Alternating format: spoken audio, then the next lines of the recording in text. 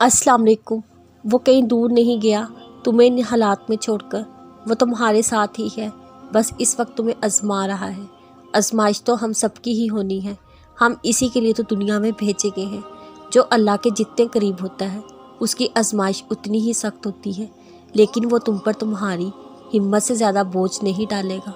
तुम उम्मीद ना छोड़ो, वो तुम्हें नहीं भूला, वो अजर देता है, वो मुतमिन करता है बेकरार दिल को।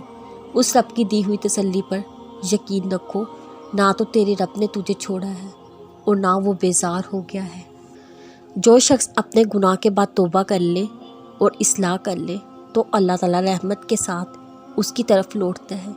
यकीनन अल्लाह ताला माफ़ फरमाने वाला, मेहरबानी करने वाला है। ये मेरे अल्फाज नहीं हैं, ये इस कुरान पाक के अल्फाज हैं जिस पर तुम ईमान रखते हो।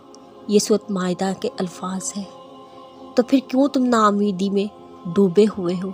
तुम जानते हो ना तुम्हारा रब सच्चा है। तो फिर जब वो कह चुका है कि तौबा के बाद वो माफ़ कर देता है, तो तुम किस वजह से अपनी माफ़ी पर शक कर रहे हो? तुम पढ़ो तो सही इस कलाम को जिसका मौजू तुम हो। वो रब कह रहा है, वो बहुत मेहरबान है। एक दफ़ा नहीं कहीं बार कहता है।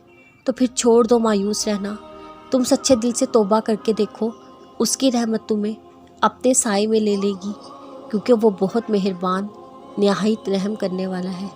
हालात की सख्ती ही तो हमें रब से जोड़ती है। अगर ये मसाइल ना आए, हम कैसे अपने रब की तरफ पलटेंगे?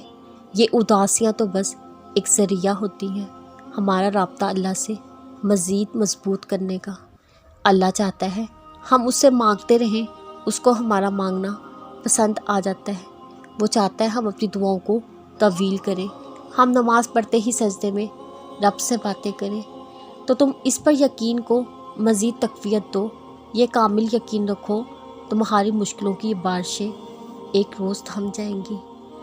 तुम्हारे हिस्से का खूबसूरत आसमान एक रोज़ तुम्हें नसीब होगा, जिस पर तुम्हारी दुआओं पर उसका कुन सात रंगों का वो मंज़र बना देगा। तुम माजी की सब तल्ख़ यादों को भूल जाओगे। अपने रब पर, अपनी दुआओं पर यकीन रखिए। वो कोई भी ख्वाहिश दिल में यूं ही नहीं डालता। जिस ख्वाहिश की तड़प में वो तुम्हें तहज्जुद तक लाया है, वो ख्वाहिश मुकम्मल कर देगा। जिस ख्वाहिश की तड़प तुम्हें तहज्जुद तक लाया है, वो ख्वाहिश मुकम्मल कर देगा।